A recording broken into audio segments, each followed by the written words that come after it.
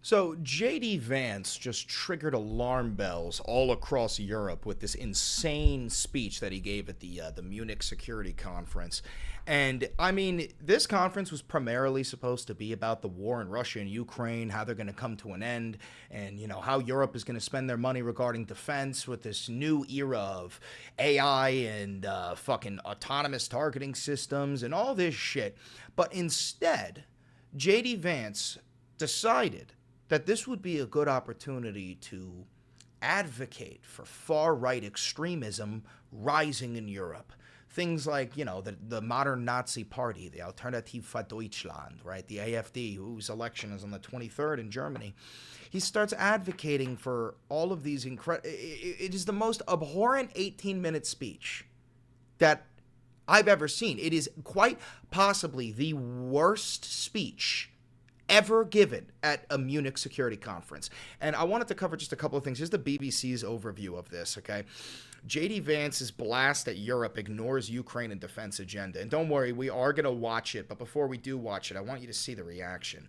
This year's Munich Security Conference is supposed to be primarily about two things: how to end the war in Ukraine and how Europe needs to boost its spending in defense. But VP JD Vance, he decided to start attacking Greta Thunberg and advocating for the rise of the AfD and saying that the rights, there's no free speech in Europe, literally just saying the most unhinged shit that you could possibly say. So I brought up the speech, and I thought that we would watch it together.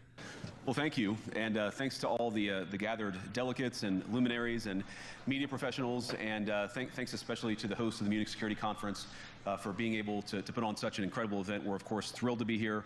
We're happy to be here.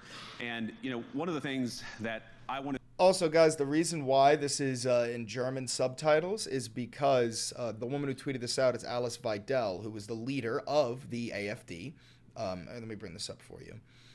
Alice Weidel, the leader of the AfD, the Alternative für Deutschland, and I just thought that it might be telling to show you who this woman's grandfather is. Yeah, Hans Weidel, German lawyer, Nazi activist, military judge. Yeah, so if you're wondering why I tell you that this is the modern Nazi party, this is why. This is why. So let's watch JD Vance blow bubbles on the Nazis. To talk about today is, of course, our shared values. And, it's great to be back in Germany. As you heard earlier, I was here last year as United States Senator. I saw Foreign Secretary David Lammy, and joked that both of us last year had different jobs than we have now. But now it's time for all of our countries, for all of us who have been fortunate enough to be given political power by our respective peoples, to use it wisely to improve their lives. And I want to say that, I was fortunate in my time here to spend some time outside the walls of this conference over the last 24 hours. And I've been so impressed by the hospitality of the people, even, of course, as they're reeling from yesterday's horrendous attack. And the first time I was ever in Munich was... Fuck is he talking about? There was an attack in Germany? This is February 14th. There was an attack in Germany, February 13th, Feb 13th, attack in Germany. Fuck happened? There was another one of these? I thought this happened a while ago.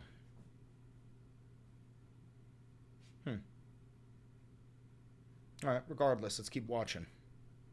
Was with my wife, actually, who's here with me today, on a personal trip. And I've always loved the city of Munich, and I've always loved its people. And I just want to say that we're very moved, and our thoughts and prayers are with Munich and everybody affected by the evil inflicted on this beautiful community. We're thinking about you, we're praying for you, and we will certainly be rooting for you in the days and weeks to come.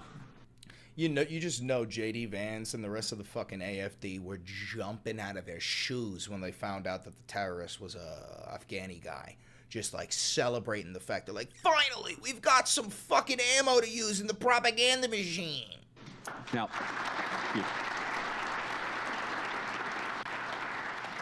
I hope that's not the last bit of applause that I get, but we gather at this conference, of course, to discuss security.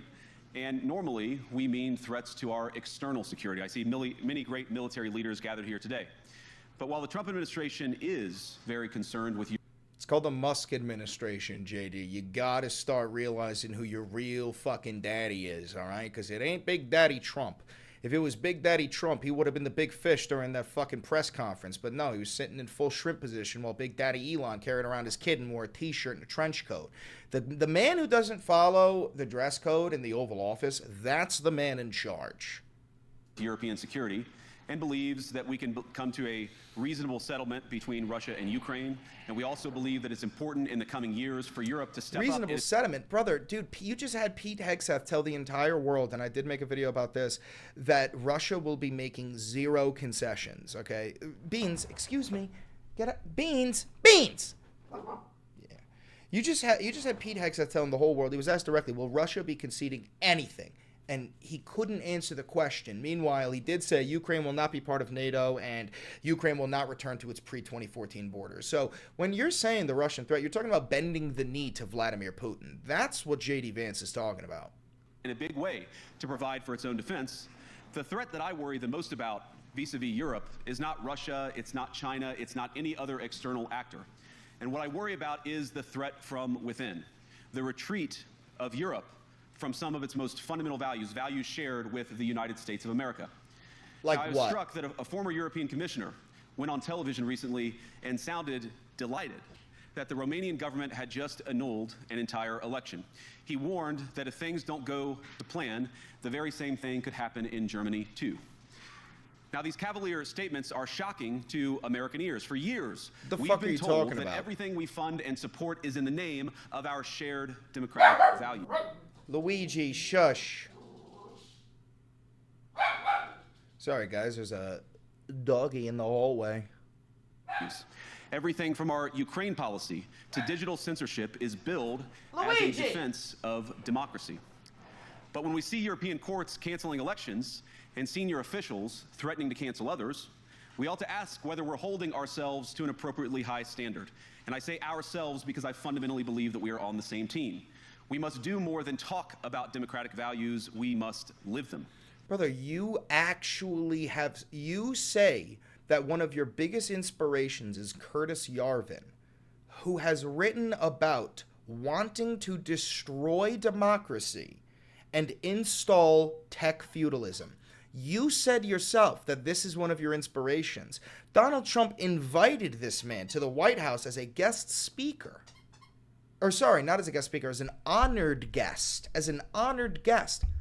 How dare you stand in front of European leaders and tell them that you are the savior of democracy? You are the one actively dismantling it in front of everyone's eyes.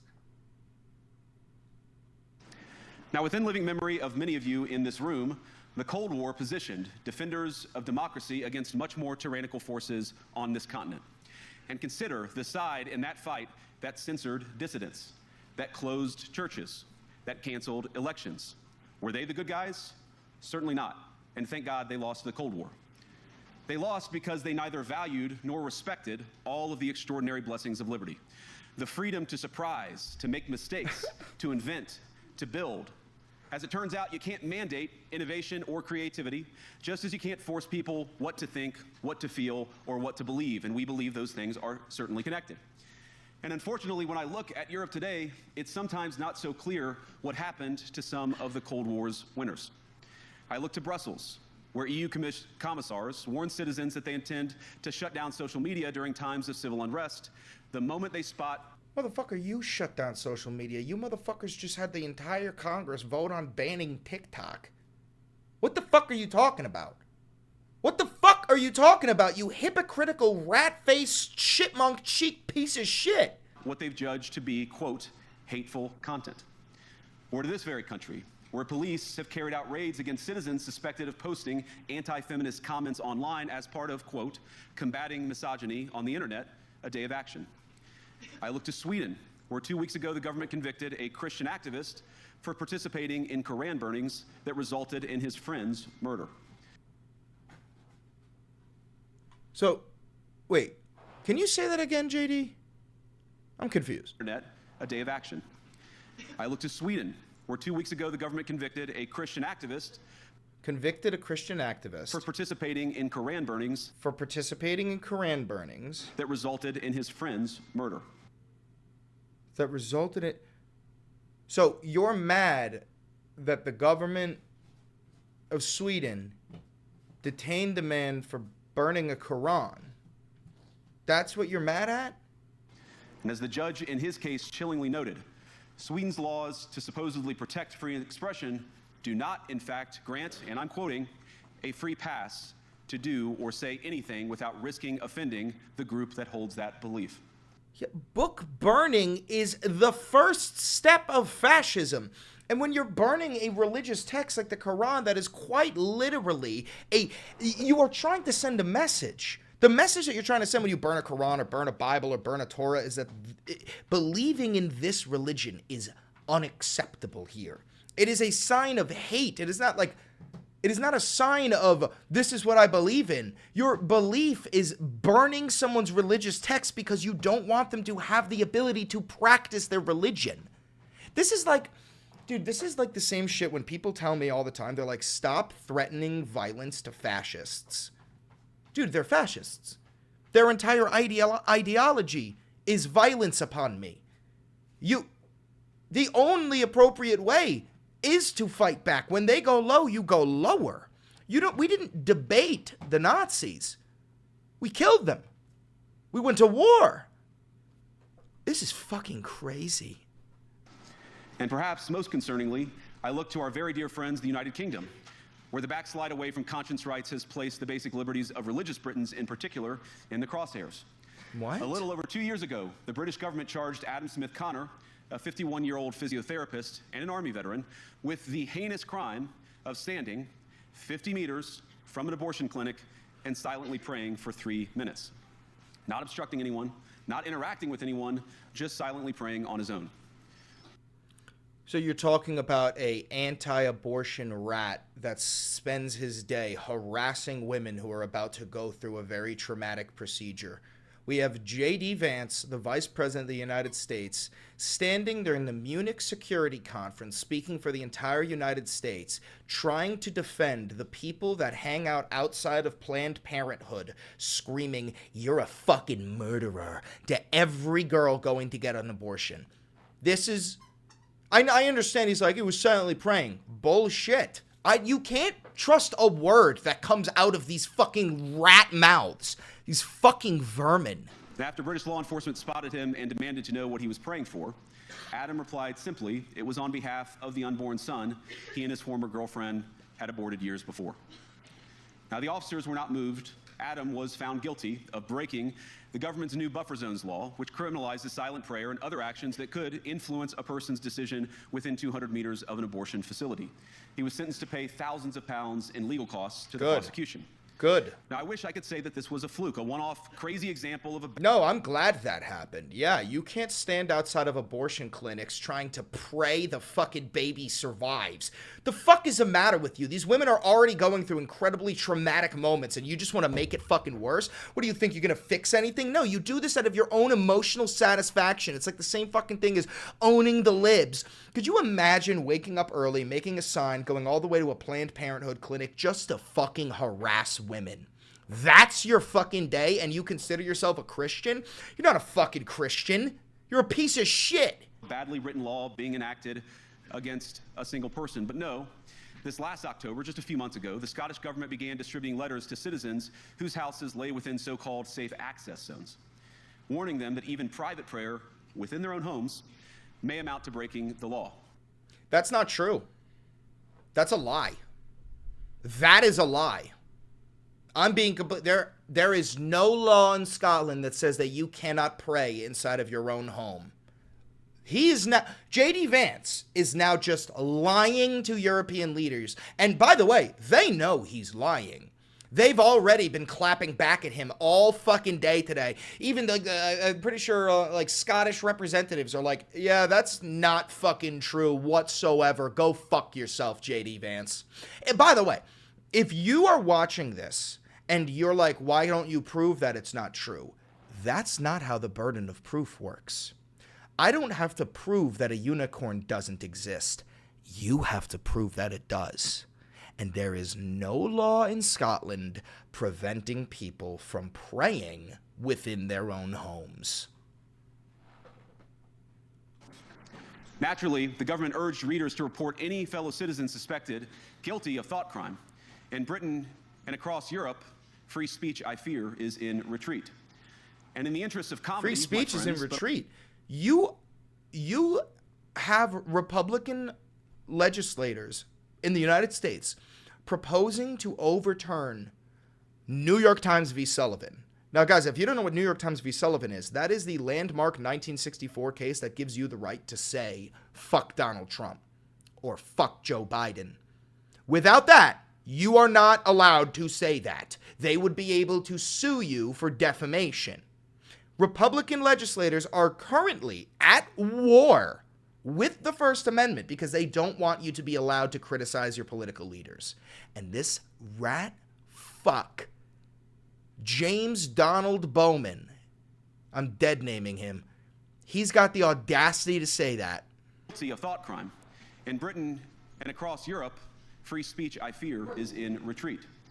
And in the interest of comedy, my friends, but also in the interest of truth, I will admit that sometimes the loudest voices for censorship have come not from within Europe, but from within my own country, where the prior administration threatened and bullied social media companies to censor so-called misinformation.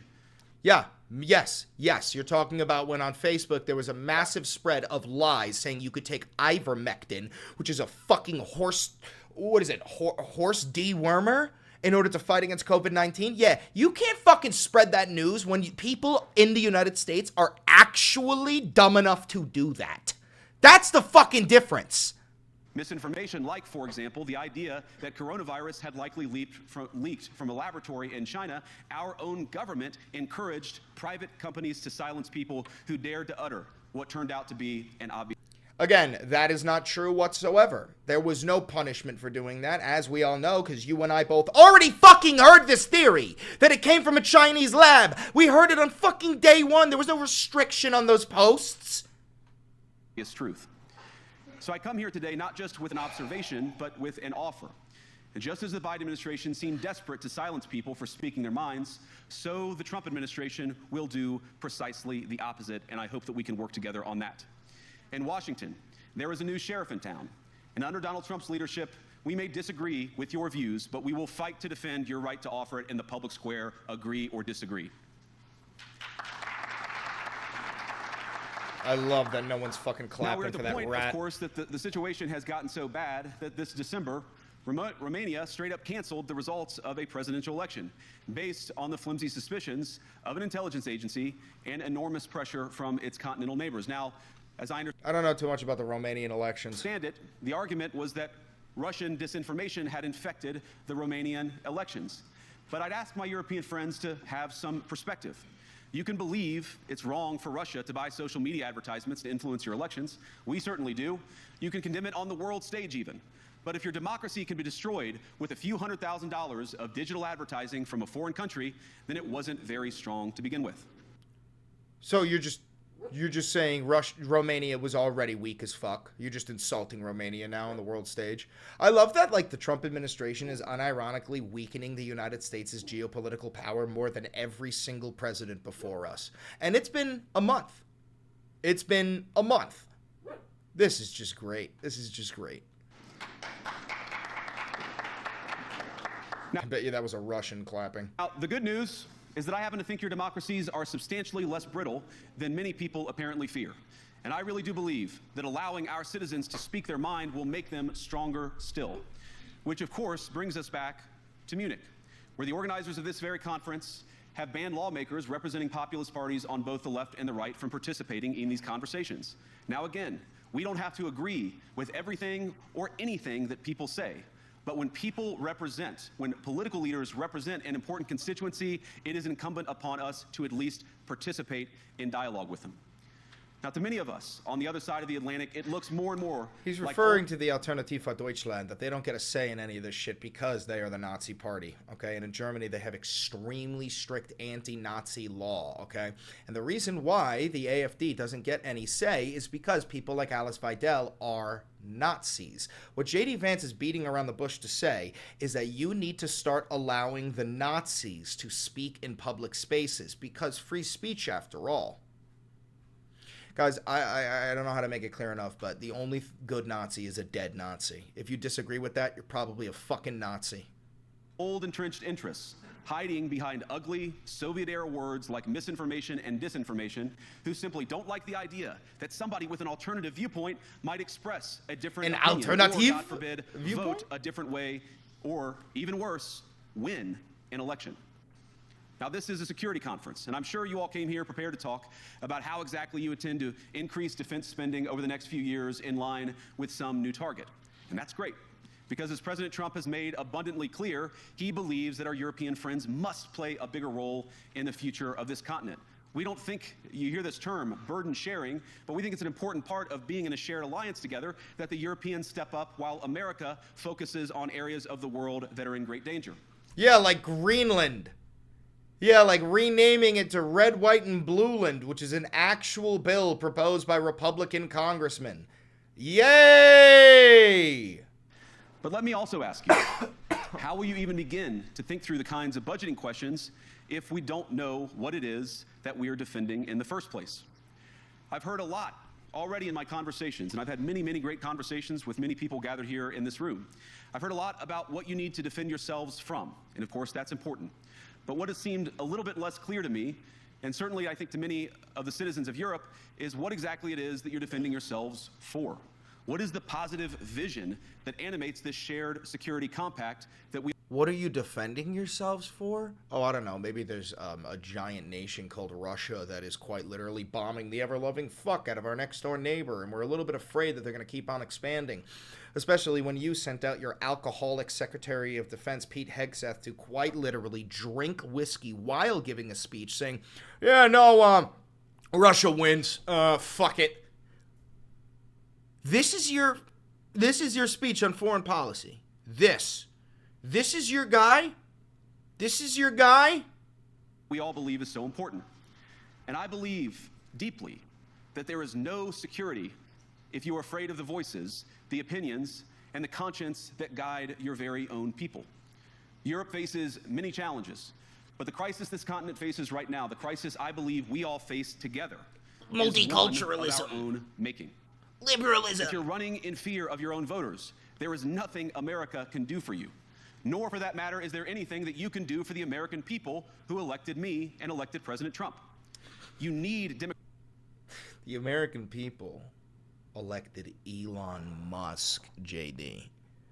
They didn't elect you. You're not even an afterthought, bro. You're like the shit that dribbles down a woman's thigh at the end. Like that's what you are, bro. Democratic mandate. You are a special government intern. To accomplish anything of value in the coming years, have we learned nothing that thin mandates produce unstable results? But there is so much of value that can be accomplished with the kind of democratic mandate that I think will come from being more responsive to the voices of your citizens. If you're going to enjoy competitive economies, if you're going to enjoy affordable energy and secure supply chains, then you need mandates to govern, because you have to make difficult choices to enjoy all of these things. And of course, we know that very well in America. You cannot win a democratic mandate by censoring your opponents or putting them in jail. Whether that's the leader of the opposition. Brother, your fucking boss, Donald Trump, has advocated to literally deport pro-Palestinian protesters. Like, you guys remember Columbia University, the sit-in? Donald Trump has advocated to deport pro-Palestinian protesters, even though they are American citizens. Where the fuck are you going to deport them to? And you've got the fucking audacity to pretend like you're sitting on all high and mighty treating your citizens. Shut the fuck up, JD. A humble Christian praying in her own home, or a journalist trying to report the news. Nor can you win one by disregarding your basic electorate on questions like who gets to be a part of our shared society. And of all the pressing challenges that the nations represented here face, I believe there is nothing more urgent than mass migration. Here we go. Almost 1 in 5 people living in this country moved here from abroad. That is, of course, an all-time high. It's a similar number, by the way, in the United States, also an all-time high. The number of immigrants who entered the EU from non-EU countries doubled between 2021 and 2022 alone, and of course, it's gotten much higher since. And we know this situation, it didn't materialize in a vacuum. It's the result of a series of conscious decisions made by politicians all over the continent and others across the world over the span of a decade. So now you're just going to watch J.D. Vance say that multiculturalism is going to bring about the death of this nation and the continent of Europe, because that's exactly what Elon Musk said, that's exactly what Alice Weidel said, that's exactly what Curtis Yarvin said, and that's exactly what Adolf Hitler said. We saw the horrors wrought by these decisions yesterday in this very city. And of course, I can't bring it up again without thinking about the terrible victims who had a beautiful winter day in Munich ruined. Our thoughts and prayers are with them and will remain with them. But why did this happen in the first place? It's a terrible... So this happened, so you're saying that this happened because immigrants. Got it. This is the extent of the Republican mind, which is terrorist attacks happen because brown people are coming into our nation. If we just stop the brown people from coming into our nations, then the terrorist attacks will stop. Reason being, these brown people, they're just simply violent. They're monsters. Great logic, JD. Story, but it's one we've heard way too many times in Europe and unfortunately too many times in the United States as well. An asylum seeker, often a young man in his mid-20s, already known to police, rams a car into a crowd and shatters a community. What about all of the young white Christian men that go into schools and churches and fucking gun down children with assault rifles? Do they speak for all white Christian men? No. No, they don't. They really don't. And you know they don't. But when it comes to talking about brown people ramming cars into crowds, that's just an immigrant problem. That's simply because they are inferior and they've got melanin inside of them. How many times must we suffer these appalling setbacks before we change course and take our shared civilization in a new direction? Okay, so what he's saying is, how many more times do brown people have to commit an act of terror before we simply just say no brown people are allowed in Europe? No brown people are allowed in Europe. That is what J.D. Vance is saying, because he's too much of a coward to say it straight up. I'll say it for you. No voter on this continent went to the ballot box to open the floodgates to millions of unvetted immigrants. But you know what they did vote for? In England, they voted for Brexit, and agree or disagree, they voted for it. And more all over Europe, they're voting for political leaders who promise to put an end to out-of-control migration. Now, I happen to agree with a lot of these concerns, but you don't have to agree with me. I just think that people care about their homes, they care about their dreams, they care about their safety and their capacity to provide for themselves and their children. And they're smart. I think this is one of the most important things I've learned in my brief time in politics. Contrary to what you might hear a couple mountains over in Davos, the citizens of all of our nations don't generally think of themselves as educated animals or as interchangeable cogs of a global economy. You do. And it's hardly surprising that they don't want to be shuffled about or relentlessly ignored by their leaders. Relentlessly ignored? Brother, in our nation, you have an unelected foreign-born billionaire dismantling democracy, usurping the power of the Senate and the House of Representatives and the Congress and the president. And you've got the audacity to speak about democracy and what people want? 200 million Americans received money from the CFPB, $20 billion in total reallocated, and you just let Elon Musk destroy it simply because the CFPB is investigating him and X for their new X dollars currency. And it is the business of democracy to adjudicate these big questions at the ballot box. I believe that dismissing people, dismissing their concerns, or worse yet, shutting down media, shutting down elections, or shutting people out of the political process protects nothing. In fact, it is the most surefire way to destroy democracy. And speaking up and expressing opinions isn't election interference, even when people express views outside your own country and even when those people are very influential. And trust me, I say Is he advocating for Russian interference? He's like, what he's talking about is the Russian interference, and he's saying, like, talking about Romania. He's saying it's totally okay if the Russians interfere in your elections. this with all humor. If American democracy can survive 10 years of Greta Thunberg scolding, you guys can survive a few months of Elon Musk.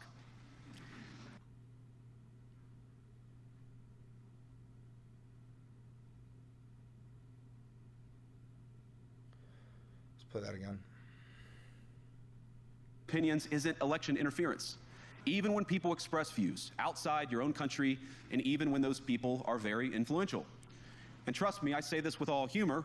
If American democracy can survive 10 years of Greta Thunberg scolding, you guys can survive a few months of Elon Musk. I like how he paused and waited for a laugh, and it didn't come. Look at him. Look at his little left to right look. I gotta play it one more time. One more time. Scolding, you guys can survive a few months of Elon Musk. But what German... Dude, that is, like, coming from somebody who's done stand-up, bro just bombed. He just bombed. That whole joke just fell flat. Holy shit.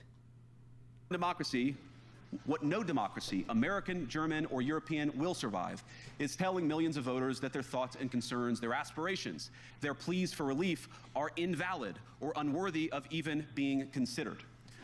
Well, here's the thing. If you're a Nazi, yeah, no, your opinions are invalid and should not be considered. If you are a proud fascist, you should not have the right to vote. If you proudly are saying, I want to dismantle democracy and force people to live under an authoritarian ruler, you should not only be disqualified from voting, you should be disqualified from breathing. That's what my grandfather did when he fought in Europe. That's what your grandfathers did when they fought in Europe, or did we forget that? Democracy rests on the sacred principle that the voice of the people matters. There's no room for firewalls. You either uphold the principle or you don't. Europeans, the people, have a voice. European leaders have a choice. And my strong belief is that we do not need to be afraid of the future. You can embrace what your people tell you, even when it's surprising, even when you don't agree. And if you do so, you can face the future with certainty and with confidence, knowing that the nation stands behind each of you. And that, to me, is the great magic of democracy. It's not in these stone buildings. You have literally written, you have said yourself that your idol is a man who wants to destroy democracy, Curtis Yarvin. You invited him to the White House. Stop pretending like you care about democracy when you are trying to destroy it. Buildings or beautiful hotels. It's not even in the great institutions that we have built together as a shared society. To believe in democracy is to understand that each of our citizens has wisdom and has a voice. And if we refuse to listen to that voice, even our most successful fights will secure very little. As Pope John Paul II, in my view, one of the most extraordinary champions of democracy on this continent or any other, once said, "Do not be afraid." Talking like a fucking biblically accurate angel now, JD. Be not afraid. We shouldn't be afraid of our people, even when they express views that disagree with their leadership. Thank you all. Good luck to all of you. God bless you. What a shitty fucking speech. What a shitty fucking speech. That's all I got for you today, guys. I wanted you to be able to watch that with me. Get your opinion on it. You can come to your own fucking conclusion. You don't need to agree with me. If you don't agree with me, you don't agree with me. I thought that was a horrendous speech, an insulting speech. And I just want to go back to this really quickly. I just want to read just a little bit of the reeling from it. Even a joke, if American democracy can survive 10 years of Greta Thunberg, you guys can survive a few months of Elon Musk. Accused European governments of retreating from their values.